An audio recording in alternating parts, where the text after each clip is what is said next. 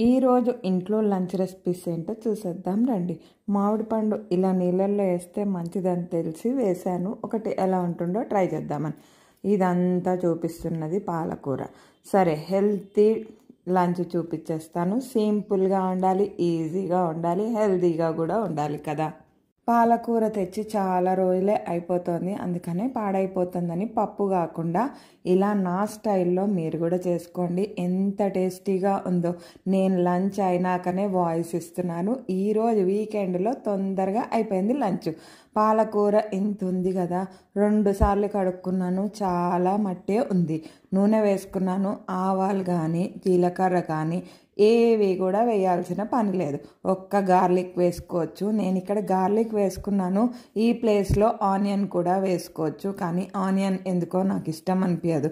అందుకని గార్లిక్ ఒక్క 2 నిమిషాలు వేయించుకున్నాక పాలకూర అంతా వేసేసేయాలి. కడిగి పెట్టుకున్నాను కాబట్టి కొంచెం వాటర్ అయితే బయటికి వస్తుంది. మీరు కూడా చూడండి. ఇప్పుడు పాలకూర అంతా వేసేసుకున్నాక ఉప్పు కానీ పసుపు కానీ ఇప్పుడు వేసుకోవద్దు. పాలకూరలో ఉప్పు వేసుకునేటప్పుడు ముందే జాగ్రత్తగా వేసుకోవాలి, ఎందుకంటే పాలకూరలో కొంచెం సాల్ట్ ఉంటుంది అని అంటారు. అందుకనే కొంచెం తక్కువగా వేసుకుంటే బెటర్. చాలా మగ్గిపోయిన తర్వాత ఆకుకూర అంతా దగ్గరకు వచ్చినప్పుడు ఉప్పు వేసుకుంటే మంచిది. నేనైతే పసుపు వేసేసుకుంటాను. పసుపు వేసుకున్నాక అప్పుడు సాల్ట్ ఇంకొంచెం దగ్గరకు వచ్చాక సాల్ట్ వేసుకుంటాను. కారం కూడా వేసుకుంటాను, లాస్ట్లో వేసుకుంటాను. అది కూడా వేసుకున్నాక కొంచెం సేపు అయితే స్టవ్ మీద ఉంచాలి, లేకపోతే కారం పచ్చి వాసన వస్తుంది. ఇలా మూత పెట్టుకొని 2 నిమిషాలు కానీ 5 నిమిషాలకి ఒక్కసారి కలుపుతూ ఉంటే ఆ వాటర్ అంతా వెళ్ళిపోయినాక అప్పుడు కారం వేసుకోవాలి. కారం వేసుకునేటప్పుడు వాటర్ మటుకు ఏమీ ఉండకుండా చూసుకోండి. వాటర్ ఉంటే మళ్ళీ టేస్ట్ అనేది బాగుండదు.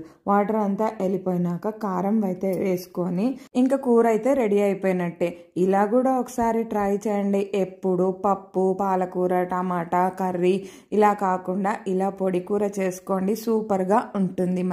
మరి మీరు కూడా ఒకసారి ట్రై చేస్తారని అనుకుంటున్నా. ఈరోజు మా లంచ్ రెసిపీ అయితే ఇదే. మరి బాయ్.